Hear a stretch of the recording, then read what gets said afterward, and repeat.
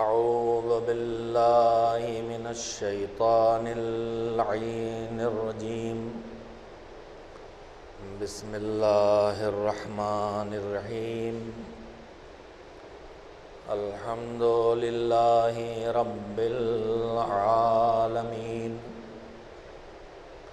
والعاقبة للمتقين، والجنة للمؤمنين، والنار للملحدين.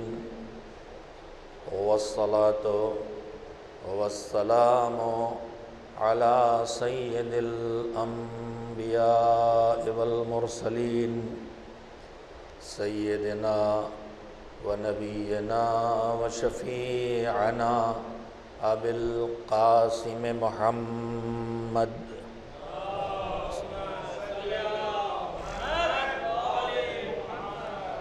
وآله الطيبين الطاهرين المعصومين المظلومين، واللعنة الدائمة الباقية على أعدائهم أجمعين من الآن إلى يوم الدين. أما بعد، فقد روي عن الإمام الصادق جعفر بن محمد عليهما السلام في دعاء معروف بدعاء العلقمة: بسم الله الرحمن الرحيم. اللهم أحيني حياة محمد وذريته، وأمتني مماتهم، وتوفني على ملتهم، واحشرني في زمرتهم، ولا تفرق بيني وبينهم طرفة عين أبدا. صلوات بھیجیں محمد وآل محمد علیہ وسلم.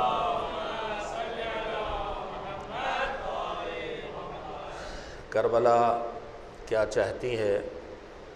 کربلا کے تقاضے ہم سے کیا ہیں؟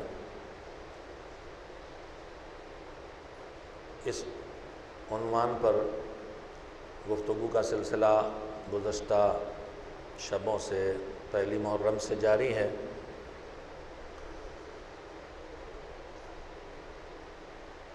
روزانہ آپ حضرات کی خدمت میں زیارت عاشوراء کے بعد پڑھنے کے لیے جو دعا ہمارے چھٹے امام حضرت جعفر صادق علیہ السلام نے تعلیم فرمائی تھی، اس دعا کے چند فقرے پڑھ کے سب سے پہلے ان کا ترجمہ عرض کرتا ہوں، تاکہ ان 10 شبوں میں یہ دعا عزاداروں کے ذہن نشین ہو جائے، اور اگر کم سے کم عربی الفاظ نہ بھی یاد رہ سکیں تو جو معصوم نے بتایا ہے کہ کیا مانگو، کم سے کم اتنا ہمارے ذہنوں میں وہ بات محفوظ ہو جائے، اور اس دعا کو ہم اپنی دعاؤں میں شامل کر لیں. اس لیے کہ ہم جو کچھ مانگتے ہیں اپنے پروردگار سے، وہ دنیا اور آخرت میں جو ہمیں اپنے لیے فائدہ مند لگتا ہے وہ مانگتے ہیں، اور جو ہمیں نقصان دہ لگتا ہے اس سے اپنی حفاظت چاہتے ہیں، اور اس کا بھی مالک سے مطالبہ کرتے ہیں، اسے بھی مالک سے مانگتے ہیں. اللہ صحت دے، بیماری نہ دے، اللہ وسعت رزق دے، تنگ دستی کا شکار نہ کرے. تو جو ہمیں اچھا لگتا ہے وہ مانگتے ہیں، اور جو ہمیں اپنے لیے خراب لگتا ہے اس سے بچنے کی کوشش کرتے ہیں، اور مانگتے ہیں کہ اس سے محفوظ رہیں. لیکن ہماری عقلیں جہاں جا کے تھک جاتی ہیں، وہاں سے معصومین کا سہارا شروع ہوتا ہے. جو ہم سوچ نہیں سکتے کہ مانگے ہیں وہ ہمیں معصومین کی دعاؤں میں دیکھنے کو ملتا ہے. یہ دعا جو روز میں آپ حضرات کی خدمت میں جس کے چند کلمات پڑھتا ہوں، حقیقتاً یہ ایک ایسی مکمل دعا ہے کہ اگر یہ قبول ہو جائے تو پھر کچھ اور مانگنے کی ضرورت باقی نہیں رہ جائے گی۔ دعا کا پہلا ہی فقرہ ہے کہ پروردگار مجھے ویسی زندگی دے جیسی زندگی تو نے محمد و آل محمد علیہ السلام کو عطا کی تھی۔ اب بتائیے اس کے بعد کیا کچھ اور مانگنا ہے؟ اور پھر دعا اور آگے بڑھتی ہے وَأَمِتْنِي مَمَاتَهُمْ، اور مجھے موت بھی ویسی دے جیسی موت ان کو دی تھی۔ ہمارے دماغ تو اس سے آگے نہ جا پاتے مگر دعا اور آگے بڑھتی ہے وَتَوَفَّنِي عَلَى مِلَّتِهِمْ، زندگی بھی ان کی بتائی ہوئی راہ پہ چلے، اور جب زندگی ختم ہونے لگے تو اپنی ذمہ داریوں کو پورا کر کے انہی کی راہ پر چلتا ہوا اٹھوں۔ اور یہیں پہ دعا ختم نہیں ہوتی، اگر یہیں پہ ختم ہو جاتی تو بات دنیا تک رہ جاتی، وہیں سے آخرت کی بات شروع ہوتی ہے وَحْشُرْنِي فِي زُمْرَتِهِمْ، قبر سے جب اٹھا، جب سب کو محشور تو کرے گا، جب سب کا حشر و نشر ہوگا اور سب قبروں سے اٹھائے جائیں گے اور حساب و کتاب کے لیے میدان قیامت میں لے جائے جائیں گے، تو مجھے انہی محمد و آل محمد علیہ السلام کے گروہ میں اٹھا۔ جب تیری نظر عنایت ان پر پڑے گی تو اس کرم و عنایت کا کوئی نہ کوئی حصہ مجھے بھی نصیب ہو جائے گا، لہٰذا مجھے انہی کے گروہ میں اٹھا۔ اور پھر اور آگے بڑھتی ہے دعا وَلَا تُفَرِّقْ بَيْنِي وَبَيْنَهُمْ طَرْفَةَ عَيْنٍ أَبَدًا فِي الدُّنْيَا وَالْآخِرَةِ، نہ دنیا میں فاصلہ ہونے دے اور نہ آخرت میں ہمارے اور ان کے بیچ فاصلہ ہونے دے، اتنا فاصلہ بھی نہ ہونے دے، اتنی دیر کا بھی ہمارے ان کے بیچ فاصلہ نہ ہونے دے جتنی دیر میں پلک جھپکتی ہے۔ میں روز دعا میں پڑھتا ہوں کہ سنتے سنتے شاید دعا کے کلمات یاد ہو جائیں، اور نہ یاد ہو سکیں تو کم سے کم اس کے مطلب، اس کے مفہوم اور اس کے ترجمے اور ٹرانسلیشن کو یاد رکھیں اور اپنی دعاؤں میں شامل کریں۔ اور ایک فقہی مسئلہ، مذہب کا ایک حکم یہیں پہ بیان کر دوں، شاید بعض لوگوں کو علم نہ ہو کہ واجب نمازوں میں تو ہم عربی کے علاوہ کسی اور زبان کا استعمال نہیں کر سکتے، لیکن مستحب نمازوں میں قنوت میں اگر آدمی اپنی زبان میں بھی دعا کرنا چاہے تو دعا کر سکتا ہے۔ لہذا اگر ہمیں عربی میں دعا یاد بھی نہ ہو اور اس کا پیغام یاد رہ جائے تو ہم اسے مانگ سکتے ہیں۔ کربلا کیا چاہتی ہے، اس عنوان سے آپ حضرات کی خدمت میں جو گفتگو شروع کی گئی تھی اس کے بھی آغاز میں یہ بات بار بار عرض کی کہ مالک نے حسین کی عزا کا جو خصوصی اہتمام کیا ہے اس کی وجہ یہ ہے کہ جس طرح سے حسین نے دین کو بچایا تھا اسی طرح سے حسین کی عزاداری بھی دین کو بچانے والی ہے۔ اس لیے پروردگار عالم نے اس عزاداری کا اہتمام کیا اور اس عزاداری کی حفاظت کا انتظام کیا، اور عزاداری کے ہر حصے کو، چاہے وہ ان کا یاد کرنا ہو، چاہے ان کی بات کرنا ہو، چاہے ان کی یاد کر کے آنسو نکل آنا ہو، آنسو بھی نہ نکلیں، خالی ایک ٹھنڈی آہ بھر لینا ہو، ٹھنڈی آہ بھی آدمی نہ بھرے، خالی دل محزون ہو جائے، تو ان سب کاموں کو کہیں گناہ کے مغفرت کا سبب بنا دیا، کہیں اپنی تسبیح بنا دیا، اور کہیں اپنی عبادت بنا دیا۔ یہ اجر، یہ ثواب، یہ عظمتیں اسی لیے ہیں کہ اس عزاداری سے مالک کو وہ کام لینا تھا جو کام حسین سے لیا تھا۔ حسین نے دین کو بچایا تھا، عزاداری بھی اسی لیے رکھی اللہ نے تاکہ یہ دین کی حفاظت کرے۔ گزشتہ شبوں میں نے جو دوسری بات میں اپنی گزشتہ باتوں کو سمیٹ کے آپ کے سامنے اس لیے دہراتا ہوں تاکہ ذہن مربوط بھی رہیں، جڑے بھی رہیں، اور ساتھ ہی ساتھ جو باتیں کہی گئی ہیں وہ ذہنوں میں جگہ بنا لیں۔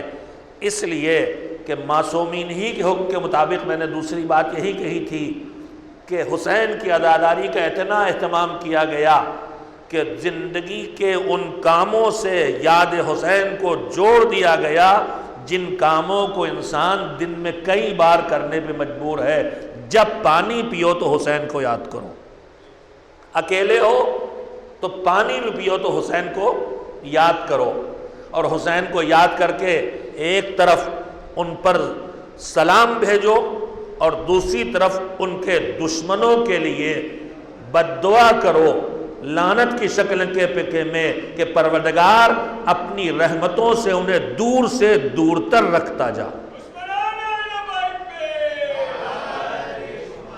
میں یہاں پہ ایک ذرا سی وضاحت بھی کر دوں کہ صلوات کے مقابلے میں لفظ لعنت ہے۔ محمد و آل محمد علیہ السلام کے لیے صلوات ہے، اللہم صلی علی محمد، اور ان کے مقابلے میں لعنت ہے ان کے دشمنوں کے لیے۔ صلوات کا جو مفہوم ہے لعنت کا بالکل اس کا اپوزٹ مفہوم ہے۔ جو صلوات کا نتیجہ ہے لعنت کا نتیجہ بالکل اس کا الٹا ہے۔ لعنت کوسنے کا نام نہیں ہے، لعنت کسی کو برا بھلا کہنے کا نام نہیں ہے، جو شاید ہمارے ذہنوں میں کہیں بیٹھ گیا ہے اور دوسرے ذہنوں میں زیادہ بیٹھ گیا ہے۔ لعنت کسی کو گالی دینے کا نام نہیں ہے، لفظ صلوات کا بالکل اپوزٹ لعنت ہے۔ لہذا صلوات کے معنی سمجھ لے گا جو وہ لعنت کے معنی سمجھ جائے گا۔ صلوات کے معنی یہ ہے کہ انسان اپنے مالک سے یہ دعا کرتا ہے کہ پروردگار تو محمد و آل محمد علیہ السلام پر اپنی رحمت نازل فرما۔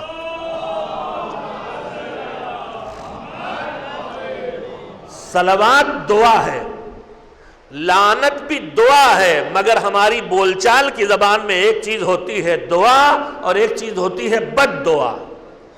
دعا کا مطلب یہ ہوتا ہے کہ خیر چاہنا، بد دعا کا مطلب یہ ہے کہ اب ان تک خیر نہ پہنچنے پائے۔ صلوات ہے رحمت کا نزول، اور آپ یہ بات تو سنتے ہی رہتے ہیں کہ ساری عبادتیں صرف اور صرف بندوں کے لیے ہیں، لیکن صرف ایک صلوات کی ایسی عبادت ہے کہ اس عمل میں بندوں کے ساتھ خدا بھی شریک ہے۔ قرآن مجید کی آیت ہے، بسم اللہ الرحمن الرحیم۔ اس عظمت کا اندازہ لگائیں، اس کام کے، اس عمل کی عظمت کا، اس عبادت کی عظمت کا اندازہ لگائیں۔ قرآن مجید کی آیت ہر زبان پہ ہے، بسم اللہ الرحمن الرحیم۔ ان اللہ و ملائکتہ یصلون علی النبی، اللہ اور اس کے ملائکہ، اس کے فرشتے صلوات بھیجتے ہیں نبی پر۔ یا ایھا الذین آمنوا، اے ایمان والو۔ میں اسی مسجد سے کہہ چکا ہوں، بانی تنظیم خطیب اعظم کا ایک جملہ جو انہوں نے حدیث رسول سے نکالا کہ قرآن مجید میں جہاں کہیں یا ایھا الذین آمنوا کا لفظ آتا ہے اس سے مراد علی والے ہوتے ہیں، اس لیے کہ پیغمبر گرامی نے مولا کائنات سے مخاطب کر کے کہا، خطاب کر کے کہا تھا کہ یا علی حبک ایمان، اے علی تم سے محبت ایمان ہے۔ تو جب علی سے محبت ایمان ہے تو اب قرآن مجید میں جہاں کہیں آیا ہے اے ایمان والو یعنی اے علی والو، اے ایمان والو۔ ان اللہ و ملائکتہ یصلون علی النبی، نبی اور ان کی نبی پر اللہ اور فرشتے صلوات بھیجتے ہیں۔ یا ایھا الذین آمنوا، اے ایمان والو، صلو علیہ، ان پر صلوات بھی بھیجو اور ان پر سلام بھی بھیجو اور ٹھیک سے بھیجو۔ میرے عزیزوں، صلوات کا لفظ اللہ کے لیے بھی، بچوں کے لیے بات کو دہرا رہا ہوں، بیٹیوں، چھوٹی بیٹیوں کے لیے، کہ ایک ہی عمل ہے جس میں مالک اپنے بندوں کے ساتھ شریک ہے، خالق اپنی مخلوق کے ساتھ شریک ہے، مگر فرق کیا ہے؟ ہمارے لیے جب لفظ صلوات استعمال ہوتا ہے تو اس کا مطلب یہ ہوتا ہے ہم اللہ سے دعا کرتے ہیں کہ مالک ان پر اپنی رحمت نازل کر، اور جب اللہ کے لیے لفظ استعمال ہوتا ہے صلوات کا تو اس کا مطلب یہ ہوتا ہے کہ وہ اپنی رحمت نازل کر رہا ہے۔ ان اللہ اپنی رحمتیں نازل کر رہا ہے، ملک اس سے نزول رحمت کی دعا کر رہے ہیں، مگر تمہیں شرف حاصل کر دینا چاہتا ہوں کہ تمہیں بھی یہ شرف ملے جو فرشتوں کو ملا ہے. لہذا اے علی والو، اے ایمان والو، تم بھی اللہ سے محمد و آل محمد پر نزول رحمت کی دعا کرو. میں نے لفظ آل محمد کیوں یہاں کہا ہے؟ اس لیے کہا ہے کسی کے ذہن میں سوال پیدا ہو تو اس کا جواب اگرچہ سب کے علم میں ہے مگر پھر بھی وضاحت کر دینا چاہتا ہوں. میرے عزیزوں، قرآن کریم میں جتنے احکام آئے ہیں بہت کم ایسے ہیں جن کی پوری ڈیٹیل اور تفصیل اور جزئیات اس میں بیان کیے گئے ہوں. حکم دے دیا، اب کیسے کرنا ہے نبی سے سیکھو، نبی سے پوچھو، نبی سے دیکھو، نبی جیسے کریں ویسے کرو. پوری کتاب میں، پورے قرآن میں کتنی جگہ نماز کا حکم ہے مگر کہیں نماز کا طریقہ نہیں بتایا گیا. کتنی جگہ زکوٰۃ کا حکم ہے مگر کن کن چیزوں پہ واجب ہے، کتنی نکلے گی، کسے دی جائے گی، کہیں نہیں بتایا گیا. بہت کم احکام ہیں ایسے جہاں تھوڑی تفصیل قرآن مجید میں ہے. اب اس کے بعد بھی اگر کوئی کہے کہ قرآن ہمارے لیے کافی ہے تو وہ گویا نبی سے بھی آگے بڑھا جا رہا ہے. محتاج بنایا اللہ نے قرآن ماننے والوں کو کہ سمجھنا ہے اور عمل کرنا ہے تو تمہیں سیرت تک جانا پڑے گا. تفصیل پیغمبر نے بتائی اور ان کی آل نے بتائی، جیسی ضرورت پڑی ویسے تفصیل بتاتے رہے.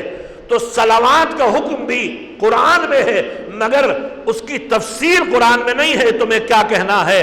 لہذا جب پیغمبر گرامی پر یہ آیت نازل ہوئی تو مسلمانوں نے خود پیغمبر سے جا کے پوچھا ہے اور پیغمبر نے اس کے بعد انہیں ٹوکا بھی ہے. کچھ لوگوں نے خود سے صلوات بھیجنا شروع کی جس میں پیغمبر پر صلوات کی دعا تھی مگر ان کی آل پر صلوات کی دعا نہیں تھی. تو پیغمبر نے انہیں ٹوکا، لا تصلوا علی الصلاۃ البترا، میرے اوپر دم کٹی اور ادھوری اور ناقص صلوات نہ بھیجو. پوچھا لوگوں نے کون سی ناقص صلوات ہے؟ کہا میرے اوپر بھیجو اور اگر میری آل پہ صلوات نہ بھیجو تو یہ صلوات ادھوری ہے، یہ صلوات نامکمل ہے. یہ تو چند باتیں میں نے اپنے بچوں کے لیے کہہ دی اور مجھے پتا ہے کہ میرے سامنے جو جوان اور بزرگ تشریف فرما ہیں وہ ان باتوں سے باخبر ہیں، لیکن چونکہ آواز جا رہی ہے گھروں تک، چھوٹے چھوٹے بچے اور بچیاں بھی سن رہے ہوں گے، اس لیے میں نے چاہا چھوٹی چھوٹی باتوں کی وضاحت بھی ہوتی رہے.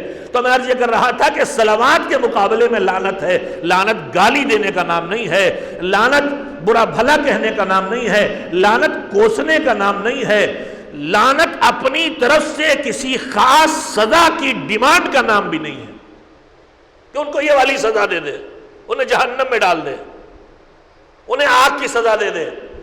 اگر ہم یزید پہ لعنت بھیج رہے ہیں، اگر شیو پہ لعنت بھیج رہے ہیں، اگر دشمنان محمد و آل محمد پر لعنت بھیج رہے ہیں تو یہ کسی ایک عذاب کی دعا نہیں ہے، یہ رحمت کا نزول ہے صلوات، اور رحمت کا چھن جانا ہے لعنت. جیسے ہم صلوات پہ دعا کرتے ہیں کہ پروردگار ان پہ رحمت نازل فرما، ویسے جب ہم کسی پہ لعنت کرتے ہیں تو لعنت کا مطلب یہ ہوتا ہے کہ معبود اب ان کے پاس تیری کسی کی طرح کی بھی رحمت باقی نہ رہ جائے. اسی لیے آپ دعاؤں میں، زیارتوں میں انداز بھی لعنت کا وہی دیکھیں گے جو صلوات کا انداز ہے. جیسے صلوات اللہم سے شروع ہوتی ہے، جیسے صلوات اللہم سے شروع ہوتی ہے، اگر ہمیں واقعاً حقیقی معنی میں لعنت کرنا ہے یعنی ان پر دعا کرنا ہے، یعنی یہ ماننا ہے اللہ سے کہ ان سے ہر رحمت کو دور کر دے، اور جب ہر رحمت دور ہوگی تو ہر عذاب ان کے نزدیک جائے گا. ہم عذاب کو معین نہیں کرتے، اللہ کے حوالے کرتے. تو اقتدار والا ہے، تو ان کے جرم کو دیکھ اور اسی اعتبار سے انہیں سزائیں دے. لیکن آپ دعاؤں میں پڑھیں اعمال شب قدر میں 19 کی شب میں امیر المومنین علی ابن ابی طالب علیہ السلام کہ قاتلوں پہ آپ لعنت پڑھتے ہیں 100 بار. کیا ہے وہ؟ اللہم لعن قتلتا امیر المومنین. امیر المومنین کے قاتل تو ایک تھا، بات میں بات ہے، صرف توجہ دیں گے آپ تو محسوس کر لیں گے. معصوم نے بتایا قاتل تو ایک تھا ابن ملجم، مگر معصوم نے جب سکھایا تو کہا قاتل نہیں قاتلوں، پروردگارا علی کے قاتلوں پر لعنت کر، یعنی ان سے اپنی رحمتوں کو ہٹا لے، اور رحمتیں ہٹیں گی تو عذاب آتا چلا جائے گا۔ اسی طرح سے زیارت عاشوراء میں دیکھیں آپ، وہاں بھی اللہم العن سے شروع ہوتا ہے۔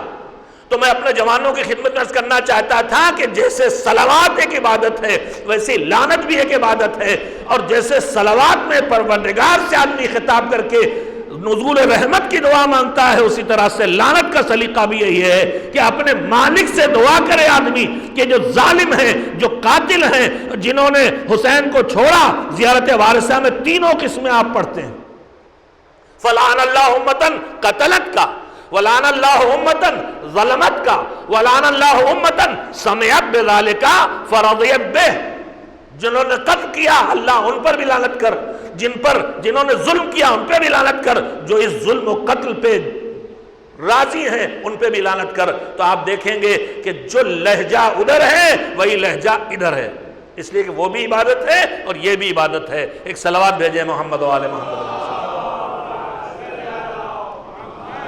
درمیان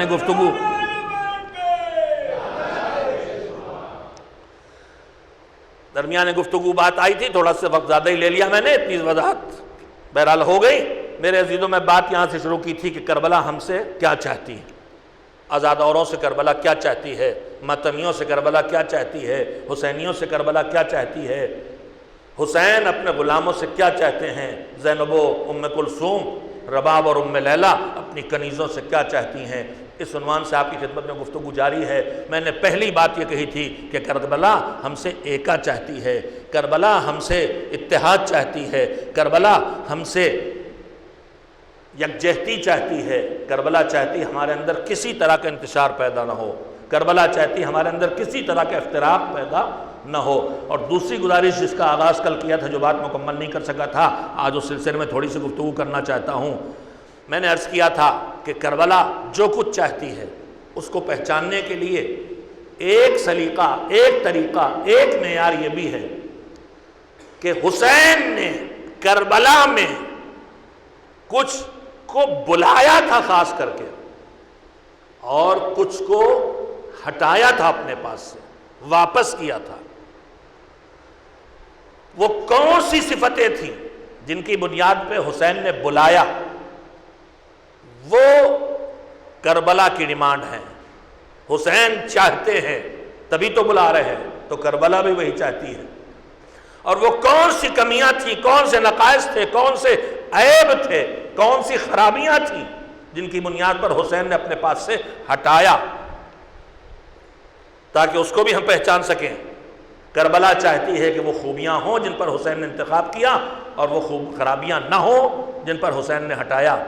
کل میں نے اس سلسلے میں سید الشہداء کا وہ خط جو ہمارے مولا نے حضرت حبیب ابن مظاہر علیہ السلام کو لکھا تھا، اس کے فقرے آپ کی خدمت میں پڑھے تھے کہ کربلا کیا چاہتی ہے، حسین بتا رہے ہیں۔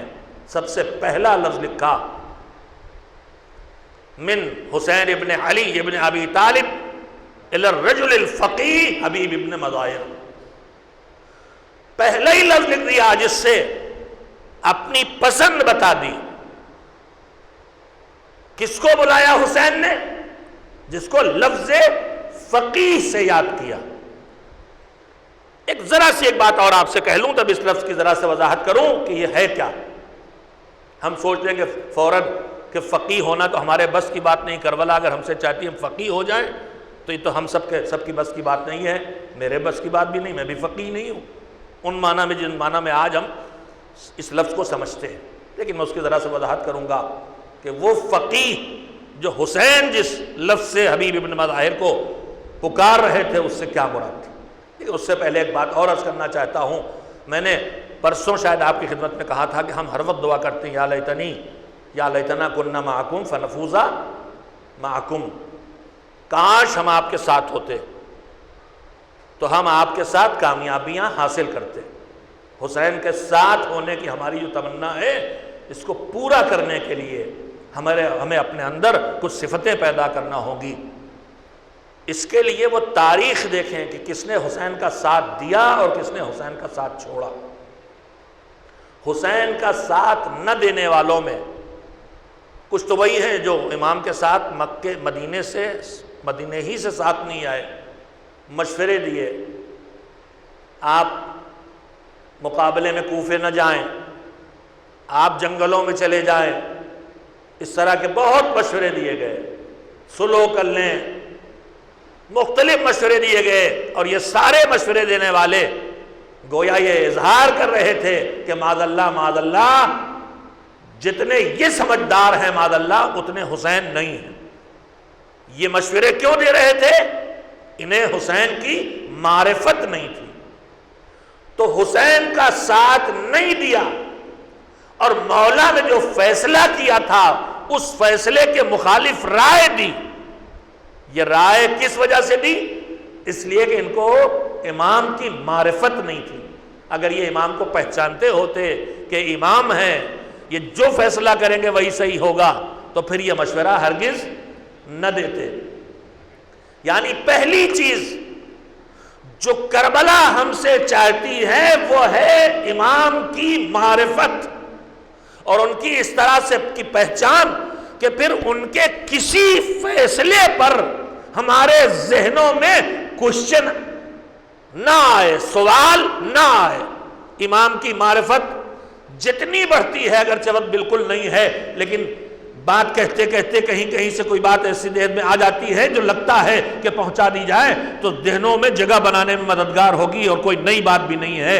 میرے عزیزو، جس کی جتنی معرفت امام سے ہوگی اتنا ہی اس کے اندر اطاعت کا جذبہ ہوگا، اور اتنا ہی وہ اپنے معاملات کو امام کے حوالے کرے گا۔ امام کے حوالے کرے گا یعنی دین کے حوالے کرے گا، امام کے حوالے کرے گا یعنی احکام خدا کے حوالے کرے گا۔ جتنا مطمئن ہوگا، جتنا اعتماد ہوگا، اتنا ہی امام کے فیصلوں پر عمل بھی کرے گا اور ان کے حوالے بھی کرے گا۔ میں نے کبھی خطیب اعظم مولانا سید غلام عسکری علی اللہ مقامہ ہی سے سنا تھا اپنی نوجوانی میں، اور اکثر پڑھتا بھی ہوں، اور بہت کام کی بات اس لیے اپنے نوجوانوں کے لیے عرض کر رہا ہوں کہ دیکھیے جتنی جس کی معرفت ہوتی ہے اس کی سوچ اسی اعتبار سے کتنا بدلتی۔ وہ موقع کہ جب پیغمبر گرامی حضرت محمد مصطفیٰ صلی اللہ علیہ وآلہ وسلم دنیا سے رخصت ہو گئے، اپنا وسیع، اپنا جانشین، اپنا ولی، امت کا ولی بنا کے گئے تھے مولا کائنات کو، لیکن دنیا نے پیغمبر کی بات نہیں سنی، اور علی کو ان کا حق نہیں ملا۔ ایک حکومت قائم ہو گئی، اور نہ صرف یہ کہ حکومت قائم ہوئی بلکہ علی کو مجبور کیا جانے لگا کہ وہ بھی اس اقتدار کو قبول کریں، اور اس میں پوری تاریخ آپ کے سامنے ہے۔ اس میں وہ وقت بھی آیا کہ جب علی کے گلے میں چادر کا پھندا ڈالا گیا، کیونکہ پیغمبر وصیت کر گئے تھے، مولا کو وہ حالات نہیں پیدا ہونے دینا تھے جس سے امت بکھرے اور انتشار ہو اور قتل و غارت ہو اور خون بہے۔ علی کے گلے میں چادر کا پھندا ڈالا گیا۔ یہ اور بات ہے کہ تھوڑی دیر میں وہ پھندا کھولنے پہ دنیا مجبور ہو گئی، حکومت مجبور ہو گئی۔ خالی پیغمبر کی بیٹی نے گھر کے اندر سے آواز دی تھی کہ ابو الحسن کو چھوڑو ورنہ بال بکھرا دو۔ لیکن اتنی دیر میں صورتحال یہ ہے کہ جب علی کو گرفتار کر کے لے جایا جا رہا ہے تو مولا کے چاہنے والوں میں 3 صاحبان ایمان، جنہیں پیغمبر نے ایمان ہونے اور ایمان کے درجات پر فائز ہونے کی خبر دی ہے، وہ ایک جگہ کھڑے تھے، جناب مقداد، جناب ابو ذر اور جناب سلمان۔ جناب مقداد وہ ہیں کہ جن کے لیے پیغمبر نے فرمایا ایمان کے 8ویں درجے پر، جناب ابو ذر وہ ہیں جن کے لیے فرمایا ایمان کے 9ویں درجے پر، اور جناب سلمان وہ ہیں جن کے لیے پیغمبر نے فرمایا ایمان کے 10ویں درجے پر۔ اور اس سے آگے امت ختم ہو جاتی ہے، امت کے پاس اس سے آگے بڑھنے کی گنجائش نہیں ہے، اس کے بعد کل ایمان۔ تو 8ویں 9ویں درجے اور 10ویں درجے پر فائز تینوں صحابی ایک ساتھ کھڑے ہیں، پیغمبر کے صحابی بھی ہیں، علی کے صحابی اور دوستدار بھی ہیں، اور تینوں بے چین ہیں۔ جناب مقداد نے اس منظر کو دیکھا تو ایک مرتبہ ان کی زبان پہ جملے آئے کہ کاش میرے ہاتھ میں تلوار ہوتی۔ تو پہلو میں جناب ابو ذر کھڑے تھے، انہوں نے کہا تلوار ہوتی تو تم کیا کرتے؟ کہ تلوار ہوتی تو میں بڑھ کے حملہ کر کے اپنے مولا کو جو گرفتار کیا گیا آزاد کرا لیتا، چاہے میرے اس میں جان چلی جاتی۔ جناب ابو ذر نے کہا مقداد یہ تم کہہ کیا رہے ہو، یہ تم کہہ کیا رہے ہو؟ کہ میں یہی تو کہہ رہا ہوں کہ تلوار ہوتی تو میں حملہ کر کے علی کو آزاد کرا لیتا۔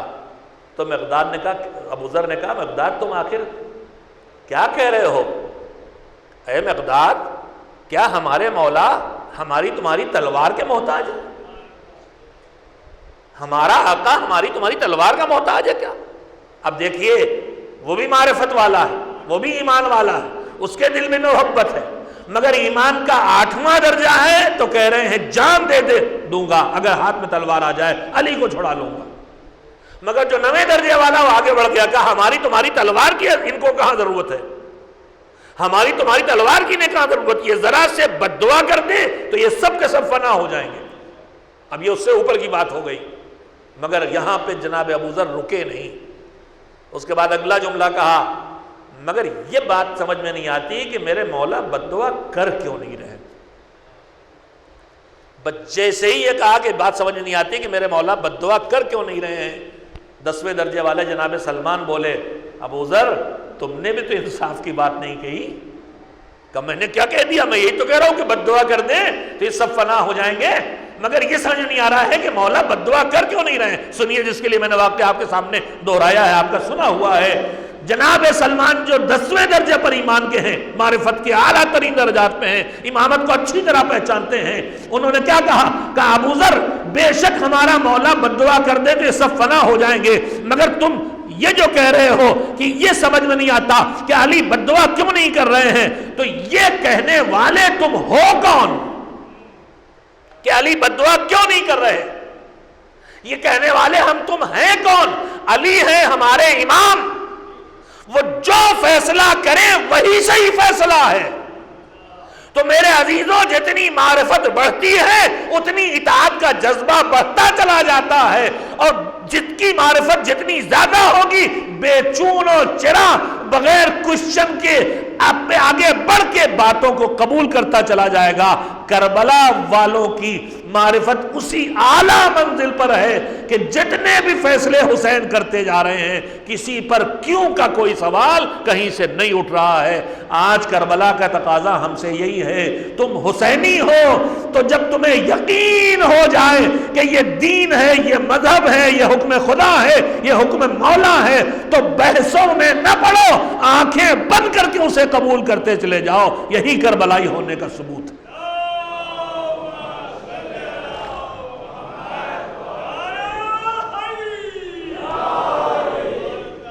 تو کچھ وہ تھے جنہوں نے مولا کو مشورے دیے، ساتھ جانا تو دور کی بات، مشورے دیے۔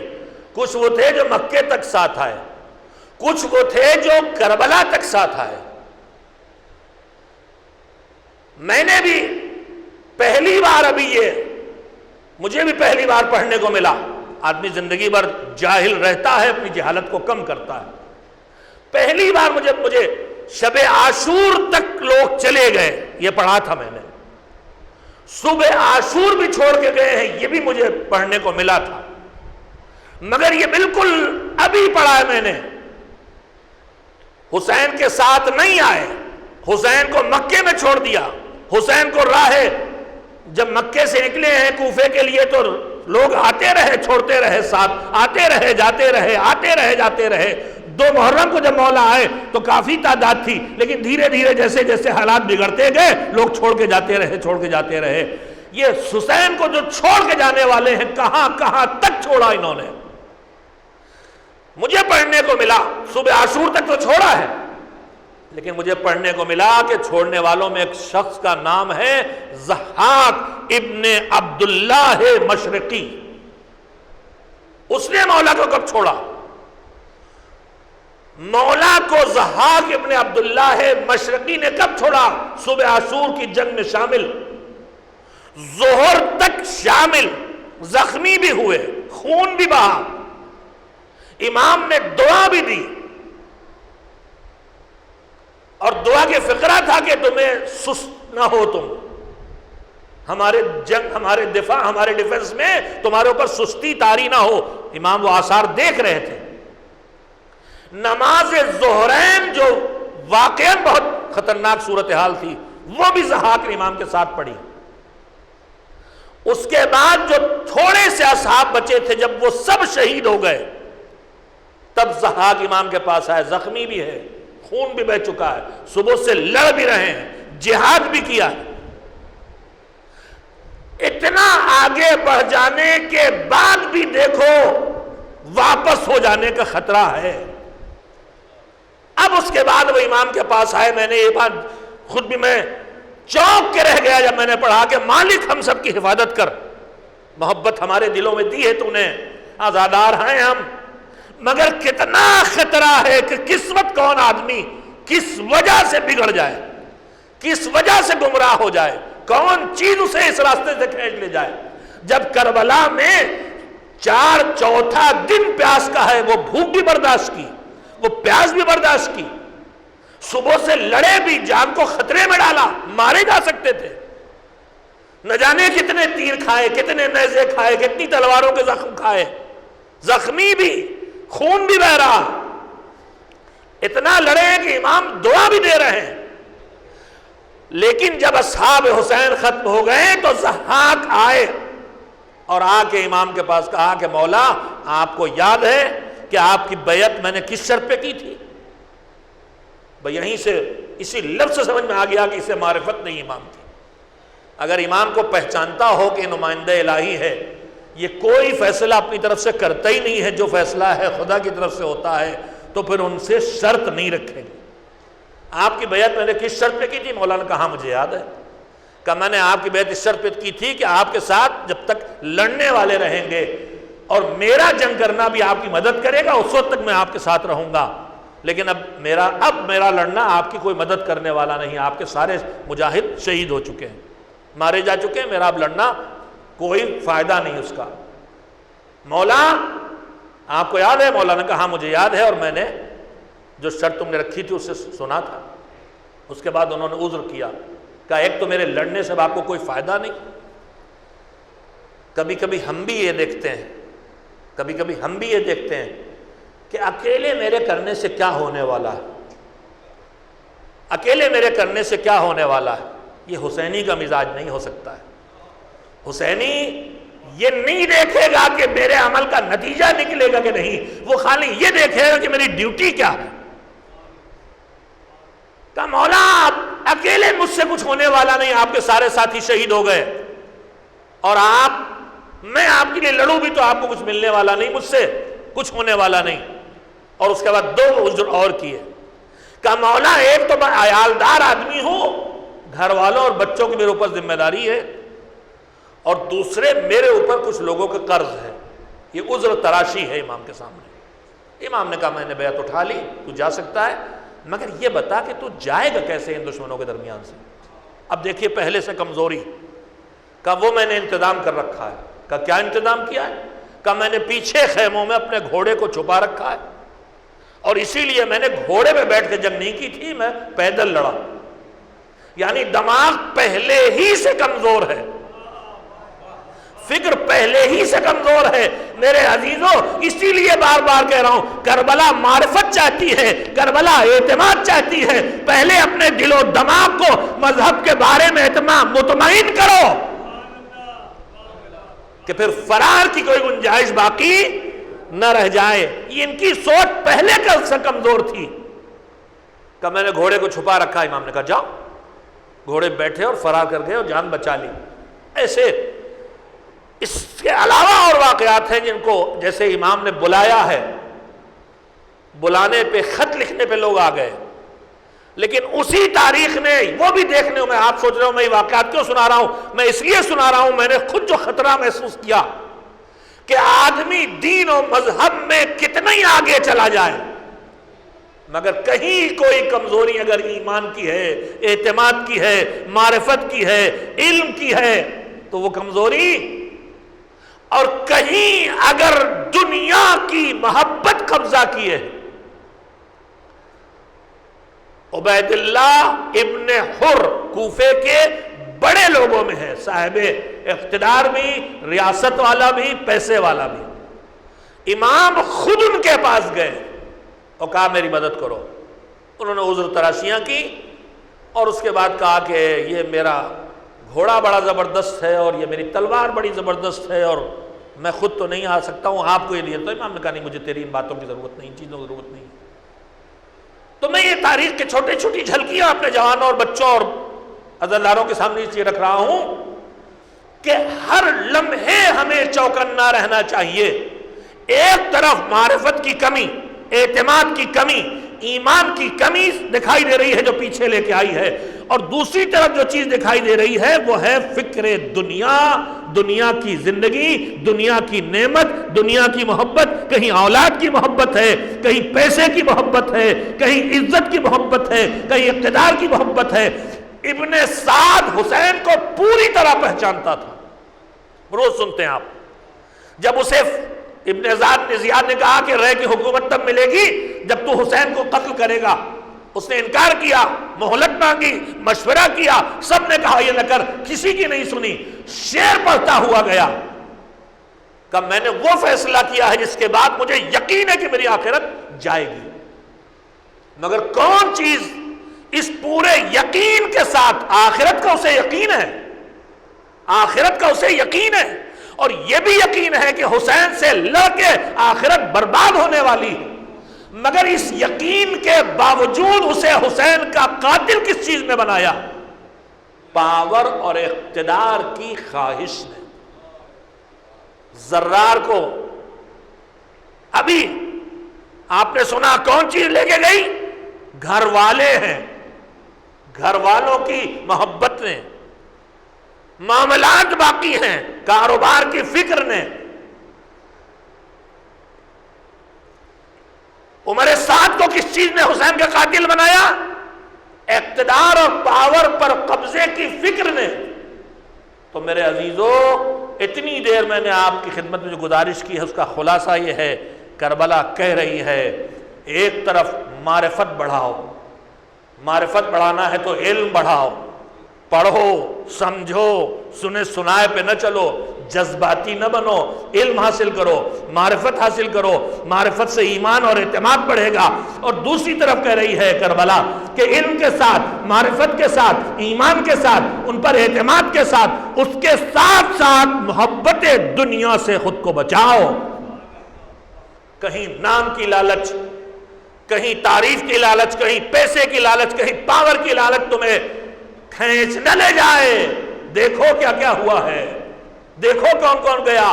آپ خود سوچئے، میں حیرت زدہ ہوں جب سے میں نے پڑھا ہے کہ دن بھر 4 دن کی بھوک و پیاس برداشت کر کے صبح سے دوپہر تک جان کو خطرے میں ڈال کے لڑ کے خون بہا کے بھی آدمی یہ بد نصیب ہو کہ حسین کو چھوڑ کے چلا جائے۔ کون چیز لے کے گئی؟ دنیا کی محبت لے کے گئی، دنیا کی لالچ لے کے گئی۔ بس میرے عزیزو، وقت ختم ہو گیا، لہذا میں بات کو یہیں پہ روکتا ہوں۔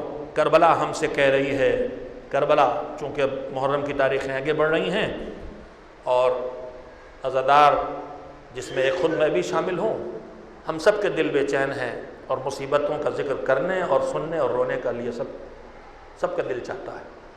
اس لیے میں بات کو یہیں پہ روکتا ہوں، مگر اپنے جوانوں سے ضرور کہوں گا کہ کبھی مطمئن ہو کے نہ بیٹھنا، ہمیشہ اپنا حساب لگاتے رہو، کہیں شک و شبہات دماغ میں نہ پیدا ہوں، کہیں سوالات نہ کھڑے ہوں، کہیں تزلزل قدموں میں نہ آئے، اور دنیا کی کسی چیز کی لالچ اگر آئی، خدا نخواستہ پیسے کی، نام کی، تعریف کی، پاور کی، گھر والوں کی، کسی چیز کی محبت دل میں بیٹھ گئی تو یہ کربلا کو چھین سکتی ہے، کربلا کو چھین سکتی ہے جیسے کربلا میں چھن گیا۔ اور دوسری بات، ایک تو یہ لالچ خطرناک ہے جو سب سمجھنے کے باوجود حسین کا قاتل بنا رہی ہے، اور دوسری چیز خطرناک ہے، اور وہ خطرناک بات کیا ہے؟ حسین جا کے سمجھائیں اور نہ مانے۔ صبح سے میرے مولا نے، صبح عاشور سے لے کے اپنی شہادت تک کئی بار لشکر یزید کے سامنے جا کے مفصل باتیں کی ہیں کہ تم میرے خون سے اپنے ہاتھوں کو کیوں رنگین کرنا چاہتے ہو، کیوں میرے قاتل بنتے ہو، کیوں آخرت کو برباد کرتے ہو، کتنا بڑا دل ہے میرے مولا کا۔ یہ بات صرف صبح عاشورہ نہیں کہی ہے جب ان کے گود کے پالے نہیں مارے گئے تھے، یہ بات حسین نے تب بھی کہی ہے جب اکبر کی لاش اٹھا کے لا چکے تھے۔ زندگی کے آخر لمحات میں بھی خطبہ دیا ہے،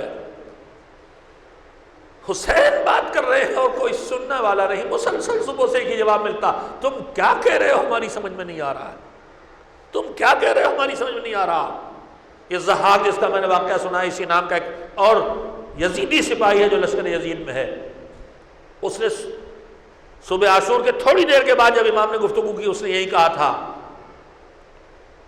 اس ملعون نے، یا خونی یا ضحاک، جناب زہیر کھڑے تھے، امام کی گفتگو جاری تھی، اس نے ایک جملہ کہا تھا کہ میں اپنے کو بڑا مقدس نما ظاہر کرنے کے لیے کہ نماز میں اللہ کی طرف متوجہ نہ ہوں، اگر حسین تمہاری بات میری سمجھ میں آ رہی ہو تو جناب زہیر نے کہا میں گواہی دیتا ہوں ملعون کہ ایک بار نہیں تو 70 بار بھی اگر کھڑا ہوگا نماز میں تب بھی تو اللہ کی طرف کبھی متوجہ نہیں ہو سکتا، اور تو سچ کہہ رہا ہے، تجھے حسین کی بات سمجھ میں نہیں آ رہی۔ حسین نے خود کہا تھا، مولا نے خود کہا تھا لشکر یزید سے، میں رسول کا نواسا ہوں، میں رسول کی بیٹی کا رخت جگر ہوں، کیا بات ہے میں تم سے کہہ رہا ہوں تو میری بات سمجھ نہیں رہے ہو۔ اور پھر خود ہی جواب دیا تھا کہ تم ہماری بات کو اس لیے نہیں سمجھ رہے ہو کہ تمہارے پیٹ حرام سے بھرے ہوئے ہیں، بس میرے جوانوں کربلا چھن سکتی ہے، 2 چیزوں سے خود کو بچاؤ، پیٹ میں حرام نہ جانے پائے، پیٹ میں نجس وہ بھی حرام ہے، پیٹ میں وہ چیز جائے جو اس مال سے خریدی گئی ہو جس میں کسی کا حق باقی ہو وہ بھی حرام ہے، پیٹ میں حرام نہ جانے پائے۔ یہ حسین کی بات سمجھنے کے لائق بھی نہیں رہنے دیتی، اور دنیا کی محبت، اقتدار، پاور، مال، نام، کسی چیز کی محبت نہ پیدا ہونے پائے، ورنہ عصر عاشور سے ذرا پہلے کربلا سے کھینچ کے الگ کر سکتی ہے۔ یہ تو وہ تھے کہ جو چلے گئے، اور ان کے مقابلے میں وہ تھے کہ جو آئے اور جانیں قربان کی، اور ان سے بھی آگے وہ تھے وہ مائیں کہ جو میدان کربلا میں خود نہیں جا سکتی تھیں تو اپنے گود کے پالوں کو بھیجا۔ آج 5 محرم گزر گئی، 6 محرم کی صبح شب لگ گئی، میں نے ایک دن تاخیر سے مجلسیں شروع کی۔ آج کا جو دن گزرا اس میں ہمارے بزرگوں نے زینب کے گود کے پالوں کا ذکر کیا ہے ہمیشہ، اور جو دن شروع ہونے والا جس کی شب لگی ہے اس میں حسین کا 6 مہینے کا وہ لخت جگر جس کی ماں نے اپنے لال کو اسی دن کے لیے پالا تھا۔ 2 مائیں ہیں، ایک زینب ہے اور ایک رباب ہے، اور دونوں کی سیرت ایک جیسی دیکھنے ملتی ہے۔ آپ کل سے آج تک مصائب کو سن رہے ہیں، میں صرف انشاءاللہ آپ بھی روئیں گے، میں بھی روؤں گا۔ زینب کے دونوں لخت جگر جو ہیں، دونوں کو زینب نے اس طرح سے پالا ہے کہ دنیا اس فرق کو محسوس ہی نہیں کر سکتی کہ کون وہ بیٹا ہے ان کا کہ جو ان کے بطن سے ہے، اور کون وہ بیٹا ہے جو ان کے بطن سے نہیں ہے۔ جناب عون بطن حضرت زینب سے ہیں، جناب محمد زینب کے بطن سے نہیں ہے، ان کی والدہ کا نام خوسہ ہے، مگر دونوں کو زینب نے سے پالا ہے کہ دنیا کوئی فرق محسوس نہیں کر سکتی، دونوں ماں کے دیوانے ہیں۔ اور شب عاشور جب سب اپنے اپنے وارثوں کو تیار کر رہے تھے تو زینب بھی مسلسل تیار کر رہی تھی، کوئی تم سے آگے نہ جائے، کوئی تم سے آگے شہید نہ ہو، مگر صبح عاشور حسین اور محمد کو اجازت نہیں دے رہے تھے۔ زینب دیکھ کے بس نگاہیں پوچھتی تھی، ابھی تک نہیں گئے، جھکے ہوئے سر کہتے تھے کہ کیا کریں، ماموں کے پاس جاتے ہیں تو اجازت نہیں ملتی، کہہ دیتے تو میری بہن کی یادگار ہو کیسے جانے۔ مگر وہ وقت بھی آ گیا جب یہ گئے اور دونوں کی لاشیں، ایک کی لاش حسین لے کے آئے، ایک کی لاش عباس لے کے آئے۔ مجھے نہیں اندازہ خیموں میں کن بوجھل قدموں سے عباس پہنچے ہوں گے لے کے، کیسے بہن کی نگاہیں دیکھ کچھ 4 کی ہوں گی कैसे सर उठाया होगा। अब्बास शायद कह रहे हो बहन ये भाई शर्मिंदा है कि मैं जिंदा हूं और आपके बच्चों की लाशें जमीन पे पड़ी। मगर ये वो माँ थी कि जिसने कुर्बानी दी है, चाहे वो रबाब हो चाहे वो ज़ैनब हो, कोई अपने बच्चों का मातम नहीं करता। ज़ैनब लाशें आई, मैं समझा सीना पीटती हुई माँ आ जाएगी, मगर ज़ैनब ने आके लाशों के दरमियान जगह बनाई और पेशानी खाक पे रखी। मालिक तेरा शुक्र कि तूने हमारी कुर्बानी को कबूल कर लिया। और मोहम्मद के रोने का वक्त है मगर ये मां नहीं रोई। बदगुजरा, घर लुटा, खेमे जले, आशूर का दिन गुजर गया, 11 मुहर्रम आ गई, यजीदी लश्कर के नजिस लाशें दफन हो गए। जहरा के लख्त जिगर की लाश और उनके गोद के पालों की लाशें तपती हुई ज़मीन पे पड़ी रहीं। ढलते हुए सूरज के वक्त करबला से काफिला चला, शुहदा के दरमियान से गुजरा, बीवियों ने खुद को गिराया, अपने अपने वारिसों तक पहुंचाया। ज़ैनब के गोद के पाले भी ज़मीन पे पड़े हैं, मगर ज़ैनब ने, इस माँ ने अपने लख्त जिगर का मातम नहीं किया। भैया की लाश देखी और मरसिया पढ़ा, नाना रसूल अल्लाह आप पे मलाइका सलावत दुरूद और सलाम भेजे और आपके नवासे की लाश बेगोरो कफन पड़ी हुई है और आपकी बेटियों को नंगे सर कैदी बना के फिराया जा रहा है। ये मौका भी था, माँ ने बच्चों का मातम नहीं किया, अपने भैया का मातम किया। वक्त आगे गुजरता चला गया। वो वक्त भी आया जब यजीद ने इमाम को बुलाया, सैयद सज्जाद ने आके खबर दी, फूफी अम्मा हमें आज़ादी मिल गई, इख्तियार दिया गया है, चाहे यहाँ रहें चाहे मदीने वापस जाएं। कहा हम यहाँ नहीं रहेंगे, हम मदीने वापस जाएंगे, मगर उससे कहे कि अब तक जब से हमारा भैया मारा गया हमने अपने भैया का मातम नहीं किया। जब रोए तमाचे खाए ताज़ियाने खाए, एक घर का इंतज़ाम करें, हम अपने भैया का मातम करेंगे।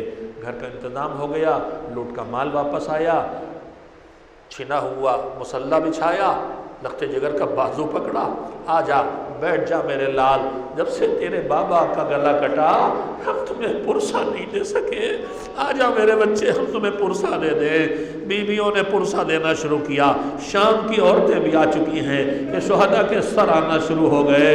शुहदा के सर आते गए, वारिसों के सर ले लेके बीवियाँ गोद में गिरिया शुरू कर दिया, मगर दो नौजवानों के कटे हुए सर, चांद जैसे चेहरे, उन पे कोई मातम न करता देख के शाम की औरतें समझी, गुफ्तगू शुरू की, अरे ये चांद जैसे चेहरों वाले सर रखे हैं, कोई इनका मातम करने वाला नहीं, लगता है इनकी अम्मा जिंदा नहीं है। ज़ैनब ने पलट के कहा ये न कहो, अरे इनकी माँ मैं मौजूद हूँ, मगर ज़ैनब अपने लख्त जिगर का मातम नहीं करेगी, ज़ैनब अपने भैया का मातम करेगी।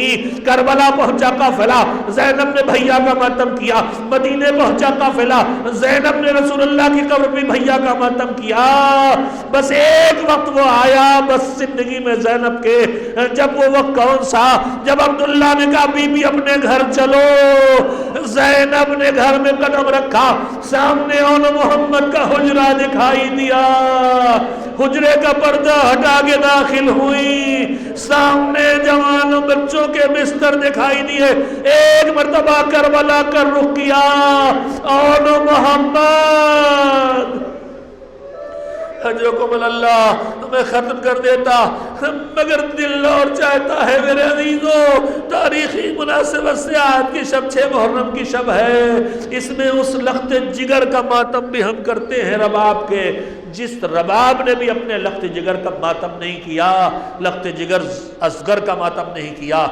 असगर को कुर्बानी के लिए पेश करने वाली रबाब जब मदीने आई तो धूप में बैठ गई।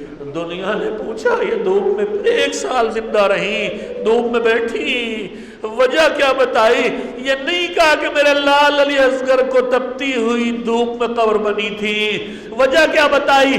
कहा मैं रसूल के फर्जंद की लाश को तपती हुई धूप में छोड़ के आई हूँ। हजरकुम अल्लाह, اس اصغر کی قربانی رباب نے کیسے دی تھی جب حسین نے آخری بار حل من ناصر کی صدا بلند کی، خیموں سے آواز اٹھی، بیویوں کی گریہ کی آواز، حسین آئے ابھی تو بہن زینب تیرا بھائی زندہ ہے، یہ اتنا بے چین ہو کے رونے کی وجہ کیا؟ کہا بھیا جب سے تم نے صدائے حل من بلند کی ہے اصغر نے خود کو جھولے سے گرا دیا اور اب کسی گود میں چین نہیں۔ حسین سمجھ گئے مدینے میں جو وعدہ کیا تھا وہ پورا کرنا چاہتا ہے میرا لال، کا لاؤ پیاسا ہے، شاید کم سنی پہ رحم کھا کے کوئی پانی دے دے۔ لے کے چلے حسین، در خیمہ پہ پہنچے، رباب سر جھکائے کھڑی تھی، ایک مرتبہ نگاہیں اٹھا کے آقا کے چہرے پر نظر ڈالی، لبوں پہ تو کوئی گفتگو نہ آئی مگر نہ خاموش نگاہیں کہہ رہی تھی آقا صبح سے جو مقتل میں گیا ہے اس کا جنازہ آیا ہے، میرے لال کی خیر ہو۔ حسین لے کے پہنچے، یہ بچہ پیاسا ہے دیکھو اسے پانی پلا دو، کسی پہ کوئی اثر نہ ہوا۔ کہا اصغر تم بھی تو حجت خدا کے بیٹے ہو، اپنے باپ کی بات ان ظالموں تک پہنچا دو۔ بدن کی طاقت اصغر نے سمیٹی، ہومک کے چہرہ لشکر کی طرف کیا، سوکھی ہوئی زبان پپڑائے ہوئے ہونٹوں میں پھیری، لبوں پہ تبسم آیا، کوہرام برپا ہوا، ہرملہ کا تیر چلا، گلو اصغر کو توڑا، حسین کے بازو میں پیوست ہو گیا۔ حسین نے تیر کو نکالا، چلو میں خون بھر کے چہرے میں ملا، ننھی سی لاش لے کے کربلا کی طرف کے میدان سے خیموں کی طرف چلے۔ انا للہ و انا الیہ راجعون۔ شاہد رباب کا چہرہ سامنے آ گیا، میرے لال کی خیر ہو، قدم پیچھے ہٹے رزم میں قضائے ہی و تسلیم لامرے۔ بوجھل قدموں سے ننھی لاش لے کے درے خیمہ تک پہنچے۔ رباب لے جاؤ اپنے بچے کو۔ ننھی بہن دوڑ کے جلدی سے آ گئی، کیا میرا بھیا پانی پیے کے آ گیا؟ ماں بھی پہنچ چکی تھی، رباب کا دامن ہٹایا، چھدا ہوا گلا، خون میں ڈوبا ہوا کرتا، صحن کے ماں نے خالی ایک فقرہ کہا، اے میرے لال کیا تیرے جیسے کم سن بھی یوں بے دردی سے ذبح کر دیے جاتے ہیں؟ حسین پشت خیمہ پہ آئے، نو کے ذوالفقار سے ننھی سی قبر کھودی، ننھے سے لاشے کو چھپایا، اٹھ کے کھڑے ہوئے، کیا شعر کہا ہے ویرنیس میں، ننھی سی قبر کھود کے اصغر کو گاڑ کے، شبیر اٹھ کھڑے ہوئے دامن کو جھاڑ کے، وَسَيَعْلَمُ الَّذِينَ ظَلَمُوا أَيَّ مُنْقَلَبٍ يَنْقَلِبُونَ۔ الا لعنت اللہ علی القوم الظالمین۔ الہی محمد و آل محمد علیہ السلام کا واسطہ، اس دکھیاری ماں کا واسطہ کہ جس کی صدا کربلا کے تپتے ہوئے ریگستان سے سنائی دیتی ہے، مالک ہماری اس عزاداری کو اپنی عبادت قرار دے اور اسے قبول فرما۔ مالک اسے ہماری بخشش اور محمد و آل محمد علیہ السلام کی شفاعت پانے کا ذریعہ بنا دے۔ پروردگارا اس عزاداری کو ہمیں وہ طاقت دے اس کے ذریعے کہ ہم تیری نافرمانی سے اپنے آپ کو بچا سکیں اور تیری اطاعت کی راہ پہ اپنے قدم آگے بڑھا سکیں۔ ہمارے گھروں سے تلاوت قرآن کی آواز سنائی دے، ہمارے سینوں پہ ماتم کی آواز کے ساتھ ساتھ ہمارے ہاتھ تکبیروں کے لیے بھی اٹھتے رہیں۔ ہم حسینیوں کو بھی، امام بارگاہوں کو بھی آباد رکھیں، مسجدوں کو بھی آباد رکھیں۔ پروردگار وہ اذان علی اکبر جو صبح عاشور حسین نے بلند کروائی تھی، جوانوں کے کانوں تک پہنچتی رہے اور مسجدیں آباد رہیں۔ پروردگار ہم سب تیرے محتاج ہیں، ہم نے اپنی حاجتوں کے لیے دعائیں کی ہیں، ہماری حاجتوں کو پورا فرما۔ خاص کر کے سب سے بڑی حاجت یہ ہے کہ آخرت میں ہمیں عذاب جہنم سے نجات عنایت فرما، اور محمد و آل محمد علیہ السلام کی شفاعت پانے کے لائق بنا دے۔ دنیا میں اتباعت عالیات کی زیارت کا شرف عنایت فرما، مزارات مقدسہ کی حفاظت فرما۔ سیریا میں خاص کر سیدہ زینب کی مزار پر جو روز ظالم حملے کرتے ہیں، اللہ تو نے ان سے نجات دے دی ہے۔ پورے سیریا اور پورے عراق اور پورا عالم اسلام کو ان ظالموں سے، داعش والوں سے، IS والوں کی ظالموں سے نجات عنایت فرما۔ بندگان خدا ظلم و ستم کا شکار ہیں، ان پر رحم فرما، ان کی حفاظت فرما، اور ظالموں کو نیست نابود کر دے۔ وارث حسین منتقم خون حسینی زمانے کے آقا کو حکم ظہور عنایت فرما، ہم سب کو ان کے ناصروں میں شامل ہونے کے لائق بنا دے۔ ماتم حسین۔